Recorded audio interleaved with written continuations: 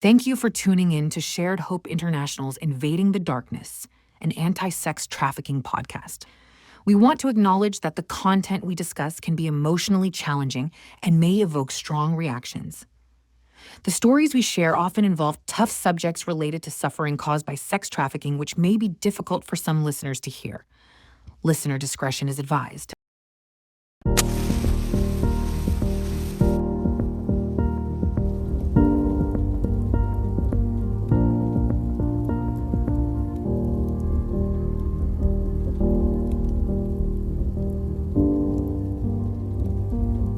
Welcome back to Invading the Darkness podcast. My name is Michaela, and today we're diving into what many trafficking survivors and overcomers experience long before the trafficking even begins. And how trauma shapes the brain, the healing process, and what real support looks like. Ashley, thank you so much for being with us today. Happy to be here. So Ashley, I understand that you have worked closely with survivors for many years. Could you go ahead and talk about some of the common childhood experiences that many of them share before trafficking begins? Yes. So there was research done by an organization on the East Coast called Rights for Girls that I like to pull from, but I've seen common patterns with the survivors that I work with. They've experienced abuse, physical, sexual, and emotional. They've had other family instability. It could be financial, could be just housing instability, maybe even daycare instability or transportation. They've experienced substance abuse and mental health challenges, lived with someone who had substance abuse or mental health challenges, experienced poverty, or ran away from home. And those are common themes that I've seen. In fact, 40% of runaways are trafficked within the first 48 hours that they are missing. I was one of those kids. At 13, I ran away. By 16 years of age, just running away periodically, I started being trafficked at 16. There's a quote that I'd like to also share from Melanie Thompson, which I think really summarizes the survivor experience before being trafficked. She says the vast majority of people in prostitution were sex trafficked as children, homeless, sexually abused, in foster care, or otherwise racially and economically marginalized. When they turn 18, they don't magically become consenting adults who stay freely in the sex trade.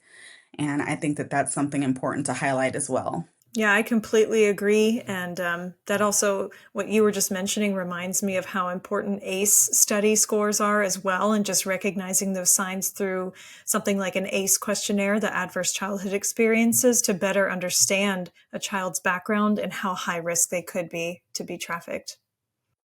Absolutely. What are some red flags or patterns that we often miss when children are at risk? For what I've seen, it's excessive secrecy. I think a lot of times parents and adults, safe adults, aren't having conversations with their children. And a lot of times when children are missing or in foster care or at group homes, and experiencing those challenges, they don't have adults holding them accountable on a long-term basis. They're jumping from place to place, house to house, and they don't have somebody checking in on them and asking them the tough questions, and really unpeeling the layers of different things that they've experienced in the day, not just like, how did your day at school go, but like, how are your friendships doing? Asking deeper questions to find out who those friends are. What are they engaged with? Can I meet your friend's parents? And maybe we can invite your friend's parents and their kids over so that we could all hang out together. Especially if you know you're a safe adult, doing those things is so important. Having those conversations and being in the proximity of your children's friends is really important. Whether they're your foster kids or your biological kids or kids that you're taking care of for a time. not having the attention from safe adults is leaving children vulnerable to predators. So I think that that's a red flag. Seeing kids just walking constantly by themselves or leaving children unattended for long periods of times. I think people just overlook that, like, well, I have to go to work and I have other responsibilities. But our main responsibility is our kids and our children and making sure that the future generations have it better than us. And I don't think that that's going to happen if we're just overlooking these huge gaps of time that they're on their own trying to really discover the world around them and open to predators. I completely agree with that last point. We are in a culture and a time where isolation is at its highest, right? Kids being alone on their phones, on devices, and adults being alone on their devices because they have to work, they have to get things Yeah. done. So that's so true to kind of just open up a little bit more if you are a safe adult, put the phone down and maybe start to acknowledge how many kids might be isolated around you and kind of bring them into safe spaces more often to have conversations. Yep. I think it would be fun if households brought back family night, you know? Each kid gets to pick their favorite game to play, and so everybody gets included throughout the month, you know, that one time a week or something. So that way we're putting our electronics down and we're connecting, right? Yeah. Yeah. I do that with my family once a week on Wednesdays. We do family game night where we play dominoes and order pizza and soda and just sit around the table and talk mess to each other while playing the game. And it's a lot of fun. So That I needs to agree. happen. That needs to happen more for sure. It's as simple as that, right? Sometimes Yeah. it can be as simple as that to make a change. Yeah. Well, I wanted to get into trauma in the brain. This is something I know you're very passionate about. It's something we need to talk about more in this field is how trauma affects the brain. Um, but in particular, I know in the past you've shared that there are some survivors, they actually develop a fear of happiness. Can you Mhm. unpack? Can you unpack what that means a bit? Yeah, so in my research on the brain and what trauma does to the brain, I came across this article that was published by the Vancouver Association for Survivors of Torture. And it talks about the fear of happiness being a belief that happiness may have negative consequences, implying that it should be avoided in the brain from survivors of trauma, torture, sexual abuse. And it's the concept that fear of happiness constitutes a relatively stable normative belief domain constituted by the notion that certain personal relations with happiness should be avoided for one or more reasons. Another doctor, Dr. Amen, who talks about the diamond brain, and there's a specific diamond shaped pattern on the brain for survivors of trauma, and that includes sex trafficking survivors. And it's really interesting to me seeing the brain side by side with a healthy brain and a diamond brain, and how the brain creates these different muscles, if you will, in the form of a diamond as a means of protection. Because we, as survivors, I'm a survivor of human trafficking, have to be a little bit more reactive, have to be a little bit more hyper vigilant, and that's to keep ourselves safe. So I don't think it's a negative that we have a diamond brain, but I think it's really just brilliant that we were made that way, to where there's that diamond pattern that forms to keep us protected in this world.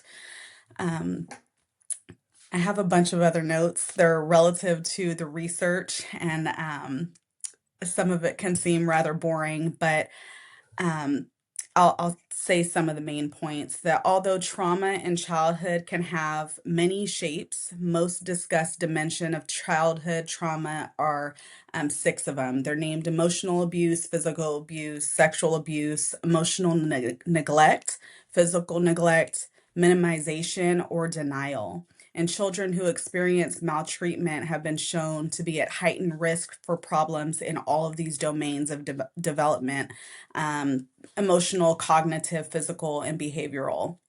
So just understanding that it's not just abuse, it's the neglect, it's the minimization of a child's experiences when they're navigating through life that really goes into that fear of happiness.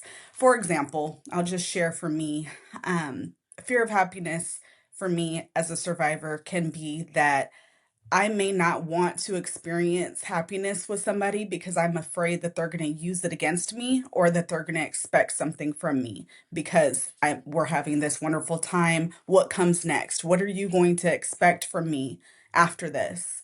So maybe I won't go to, Six Flags, Great America, like these theme parks with you because I don't want to have that good memory with you and then not know what you're expecting from me after that. It's just an example, but yeah. I know for myself, because I'm a survivor myself, I'm an overcomer. But I had to work really hard on the fear of happiness because I didn't want to do happy things because I felt like I didn't have control of my situation, right? And so, because if I'm living in a happy moment, I'm in the moment. I'm not checking out all the exits and strategizing an exit plan of survival because I needed to keep on guard, And so, uh, even it's been 25 years for me, and I still find like even planned parties, even parties that I plan, sometimes it's uncomfortable for me to be in joy in that moment. And I have to go back to like, no, it's safe now, And Yeah. so I just want to kind of like unpack that a little bit because I identify with that very much so. Yeah, absolutely. So, how does early trauma change the way someone responds to joy, safety, or trust later in life? So, getting out of a trafficking situation or an abusive situation doesn't end the trauma. And that's where I like to start this conversation. It doesn't end. Your healing actually starts, and that's the hard part, being engaged in your healing process, going to therapy, doing the things that you're supposed to do, showing up for yourself in positive ways. Those are hard things when you're navigating trauma. Most people don't realize that in the reshaping of our brains, that our brains are still forming up until our mid 20s. So they're not fully formed. And this overactivity in our brain as it's forming can cause depression, hypervigilance, sleep issues, irritability, emotional overwhelm. And I think a lot of people that work with survivors of complex trauma have a hard time navigating those emotions. They feel like it's hard to work with this population because these are really tough emotions that somebody is going through. And they're like, well, what am I supposed to do with that? And this pattern in the brain, the diamond pattern, isn't just common, it's like expected in survivors of complex trauma. So I think that that's how survivors are starting to respond when maybe facing joy and situations where there's safety and trust later in life. They're still trying to unpack those hard emotions. Um, and learning what is healthy, what is joy, what is safety.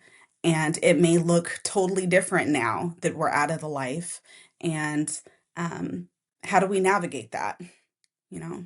Wow, I think what you just said, I just for some reason pictured maybe a young survivor or someone who's trying to get out of the life, hearing your voice in that moment and saying, wow, it makes sense now what's going on in my brain, and sometimes that's all it takes. And that's why I love Mhm. this podcast, because we get to amplify survivor voices to then speak to that next generation to say, hey, it's normal to feel this way. Yes. It's normal. You're reacting this way, and this is why. I think that's so powerful to speak about what's going on in the brain, because I worked with many teenagers and they would say, Miss Michaela, I feel like I'm going crazy, like no one understands me.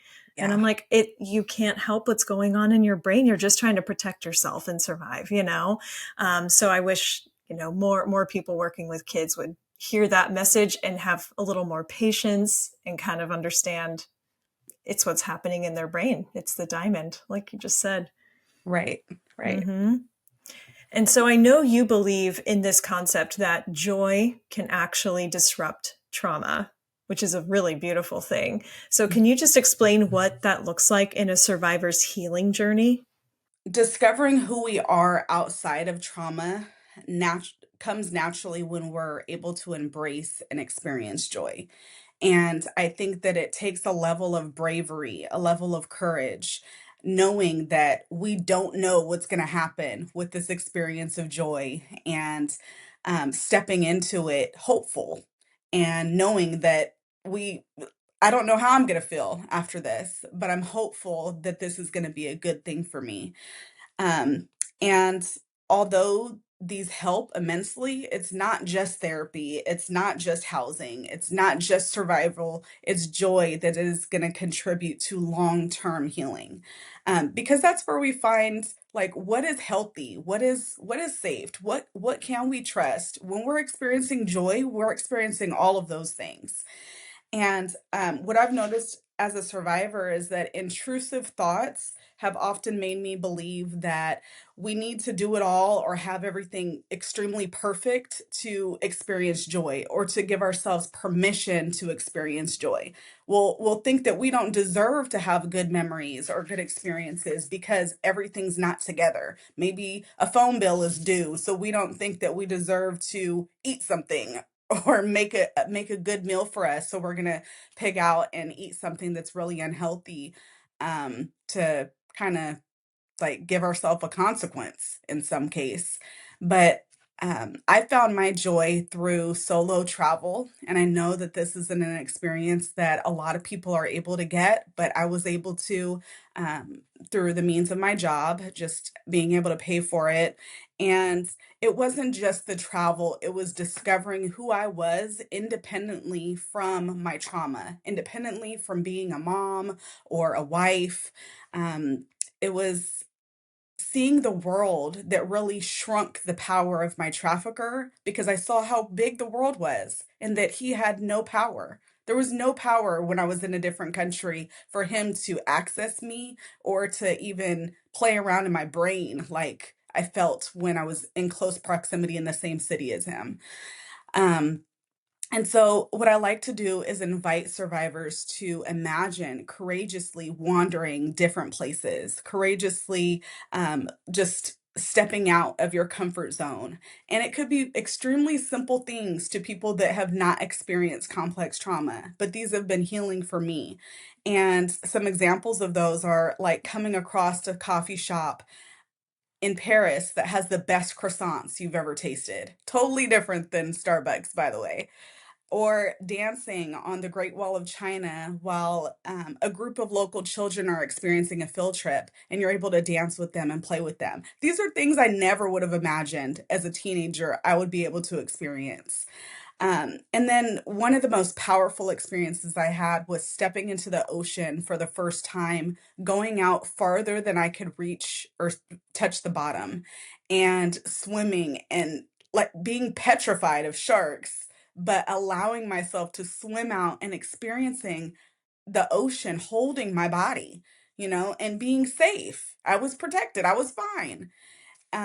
And letting myself have those experiences was a real gift to me and really helped me unleash like this next level of courage taking that was required in my life so that I can get to the next level, not just as a survivor, but as a woman. I think women have a lot of obstacles that we have to overcome in this life, and being able to be courageous and bold and step out in faith is something that I really like to empower survivors to do at their own time, at their own comfort level. But it could be as simple as walking into a coffee shop and trying something that's like bomb, the best tasting treat that you had ever. And you're like, "Oh my gosh, like I'm going to do this to reward myself on different things that I accomplish in life." And that's something that I like to do.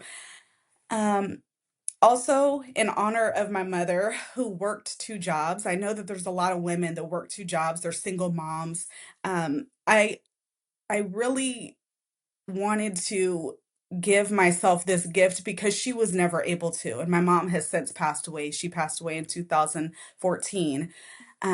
So after that, I went on this journey of unpacking all my fears. What was I afraid of? I wrote everything down, and then I I don't know if this is healthy for everybody, but I forced myself to do every single thing. I watched scary movies. I went into the ocean. I went into a shark cage, different things like that to get over the fear because once you see that you survive it, it's like, okay, that has no power now.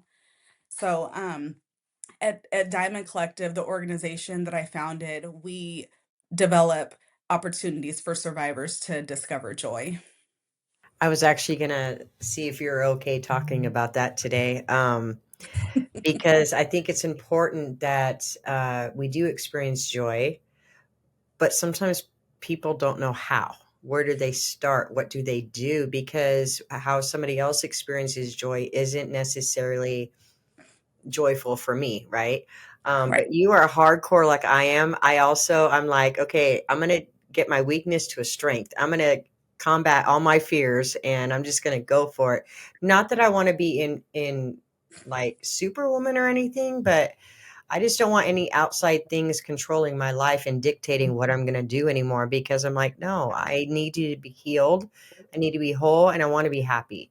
Yeah. So yeah, but can you tell us a little bit about Diamond Collective? Because I think that's very interesting and rewarding what you do there. Yeah, so at Diamond Collective, our mission is to help survivors rediscover joy through restorative experiences that create opportunities for connection, community, and joy and trust and all of that.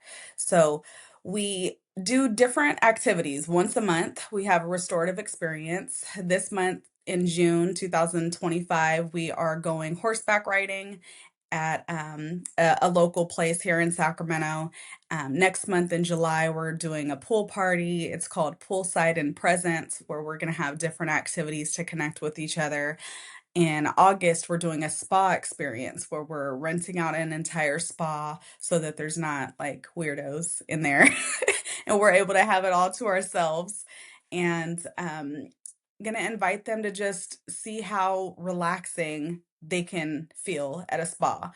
And some survivors are never able to experience these things. So I think that's the core of Diamond Collective, that we're bringing experiences that are not common for marginalized populations, marginalized communities to experience. Last year, we took them to the Sacramento Ballet to see the Nutcracker performance for the holidays. And it's different things like that where um, it seems like uppity or of a higher class to where maybe we don't feel like we can reach it. But I don't believe in that. I believe that there's access and that there's opportunity for all. So we try to just bring that to the community.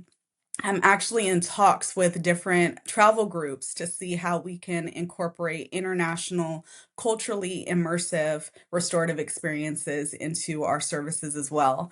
I know it probably won't be once a month right away, but I think that that's something that would be really healing for the survivor community as a whole. So, why is it important for survivors to even feel joy, even if it's scary at first? Yeah, I wrote down some notes. I know you guys have probably seen me glancing, but No, it's that's really fine. it's really important to me that we experience joy because it breaks the chains of where we were when we were trafficked and how minimal and small we probably felt in those situations, how powerless we felt. So I like to remind at speaking engagements, remind the audience that survivors are more than their trauma. We're chain breakers, we're mothers, we're daughters, sisters, friends, nurturers, advocates, leaders, authors, singers, trailblazers, team players, worshipers, hikers. The list goes on. We're not just that. And so I think experiencing joy opens up those possibilities for survivors so that they don't see themselves as just this victim or survivor that went through these really hard things and is having a hard time navigating life. They are powerful, and I want them to discover they're powerful through experiencing their dreams coming true. So, I'm actually a firm believer of positive pathways, is what I call it. I'm sure I learned it somewhere. But if I go into a situation and I'm automatically brought back to a negative situation, Mm, and I know that I'm in a safe place, I can close my eyes, breathe in and hear, and then I can open my eyes to what's around me, and I'm creating a positive pathway to disrupt that negative event that happened in the past. And so I think what you're doing that once a month is you're creating that without them even knowing it for them. And so Mm. I applaud you for that. That is a gift that I know God has given you, and you are in turn using that for healing for others. And so that is amazing. Thank you. I want to say too that like us survivors and these women that we're serving are the next generation to come that are going to shape our world and our communities. They're the next, doctors, nurses, mothers, leaders in our communities. So it's really important to me that they discover joy and discover their power. So that, just like you said, disrupting those negative pathways with positive experiences so that when they're pulling from their bank of memories, they have positive, joyful experiences to hang on to keep them focused and moving forward. Yes, you're speaking with so much passion and power, and I love it, Ashley. I'm so excited for this episode. I did want to talk to you about services, right? Because a lot of times you get, kids, but then young adults that have maybe some great programming or things that they're involved in, but then all of a sudden those services drop off, or all of a Mhm. sudden, people have to turn to maybe a different caseload or a different, kiddo that needs help. And then they're left with really no sustainable or ongoing aftercare. So why is it still so critical for programs to exist to provide that kind of long-term recovery care? Yeah, so Yvonne spoke about the negative thoughts that can come up and, disrupt us as we're healing. And I think that um, because social isolation is such a leading cause of reentry for human trafficking survivors, we need people to reach out to them, no matter their age. Your age doesn't stop the hard things happening in life. Um, when you're alone and you're isolated, that's when those intrusive thoughts like take form and take shape and have power, and wreak havoc on our mind. And the overactivity kind of goes wild, making us spiral sometimes down this rabbit hole of stuff that isn't even really happening, but our fears are starting to manifest, and we're starting to see things from a lens of negativity instead of the possibilities and what's hope, what we're hoping for. um, with no support, just because we aged out of programs, and have no case manager, with the possibility of no transportation, no family, no friends or community, it leaves us very vulnerable to reentry and to just other people preying on us still, no matter our age. Um, and the fact that life doesn't stop. I've gone through hard things being a survivor, like divorce and child custody issues that weigh heavily on me as a just as a mom, as a woman, as a person in general. Some of this stuff isn't just um isolated to only survivors feeling. These are normal life events that happen.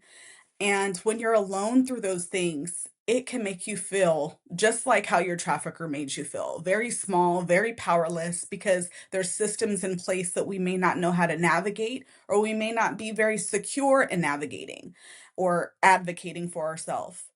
Um, and there's been days where, I've been curled up on my bed crying, feeling defeated because of the court system and child custody with my own situation.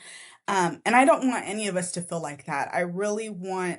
Um, I want people to know too that even though I felt defeated at those moments, that's when God stepped in and comforted me. But also, like, that's when I needed people in my community to come in close to me as well. So I don't think that there's like just one way of doing things and we should just put weight on one thing. Like, I think a lot of people use religion in that way, just, let God work it out. And it's like, okay, well, God made community too. So can community be here for us as well? And it's not an excuse, it's just the reality. We're not going to do well if we don't have people surrounding us that love us and that are healthy and safe. Um, And even though we can't be there every time, because I know that there's limits to humans, right? That we can't be there for everything that survivors or experiences. There still can be services in place that any survivor can plug into and get that healthy community and healthy support when they need. So I like playing around with different ideas in my head, but sometimes just like call in lines where you can just call in and talk to somebody are really helpful. But I just growing those personal relationships with survivors is going to be helpful. Like not thinking, okay, they're going through too much stuff. They have too many negative experiences, too many negative feelings. I don't want to deal with that. No, let me press in. Let me press in so that they have a positive outlet. Because if they don't, I don't know where their mind is going to go, And I don't want to leave that just open for negativity to wreak havoc. I want the community to know that they have the power to keep survivors engaged, to press on with, providing that support. Well, that leads us to our next thing is what happens when that support isn't there and what should we be doing differently as a community? So just like I said, the intrusive thoughts happen when the community isn't there, when we're isolated, when we don't have healthy outlets. And that's when there's, that depression that comes up, the hypervigilance, sleep issues, insecurities, irritabilities, and emotional overwhelm. And I think that um, every survivor, of course, is different, but what's been helpful for me is knowing that I have different people in place for different things. So I don't have to like trauma dump all my stuff on my friends or other survivors. I have a therapist for that. And since I don't like talk therapy, just sitting there talking about my problems with no solution, I also have a coach.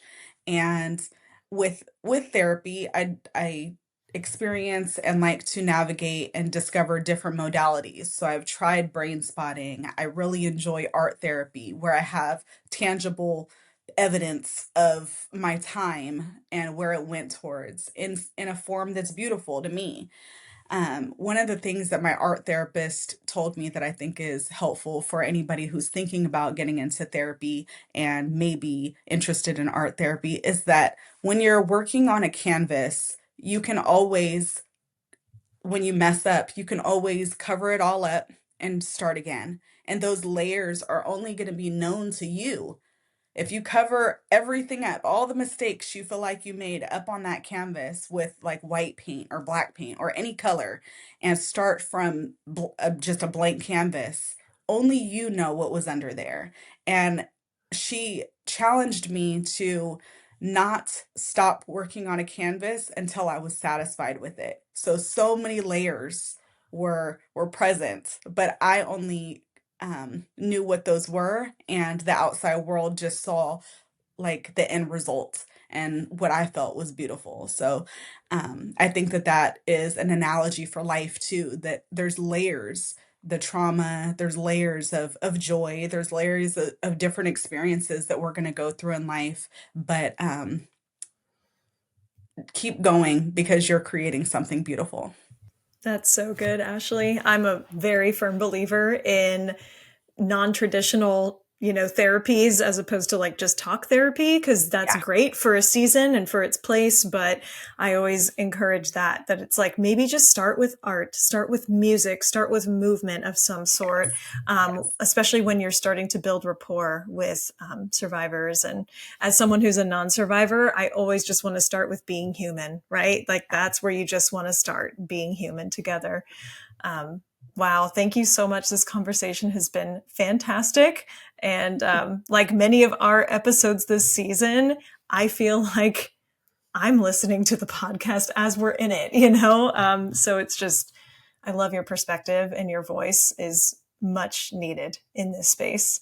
So Thank you. before we sign off on this episode, is there something that you want to leave listeners with? Just one truth about survivor healing, and what that could be? Yeah, that it doesn't have to be overcomplicated. Healing doesn't have to be overcomplicated. And contributing to somebody's healing experience doesn't have to be complex. It could be as simple as carrying around a deck of cards and you are with a survivor waiting for your dinner to come and you're playing a card game and you're laughing because she won or you messed up at the game and you have to start over or whatever. I think that when we focus on just little tiny moments of joy, letting those add up, we're going to experience joy as service providers and as survivors on the other end, which is going to empower us to keep going in life and not give up. That is really awesome. It reminded me of a memory when my kids were older because once a month we go out to eat and I'd save coupons, of course. And I would always bring Uno. And while we were waiting for our food, we would play Uno as a family. And there was so many times that usually an older couple would say afterwards when we were walking out that they really enjoyed watching our family have fun. And I don't think that, I mean, obviously nobody knew, not even my children, but I was trying to build fun in my life and redo my childhood through my kids. And that's one of the ways that I did that. Yeah. I love that. And we break kind of the stigma that you can't play at the dinner table, right? We're Yeah. past that. We can play. We set the rules of our own life. So I love that for you. Well, thank you, Ashley, for helping us better understand the long road to healing and how we can show up in a trauma-informed, joy-filled way. Thank you. Thank you for elevating survivor voices as well and all the work that you do. Here we have real stories, survivor voices, life-changing truth. So don't forget to tap like, drop a comment, and tag someone who needs to hear this. Ashley, it was amazing having you on today. You really re-taught me some things that I needed to know. And so I can't wait for everyone else to hear those same things. Thank you for having me. Thank you for listening to Shared Hope International's Invading the Darkness podcast. You can continue to listen and watch our podcast on all streaming platforms. To learn more about what Shared Hope International is doing and take action to end child sex trafficking, please visit us at sharedhope.org.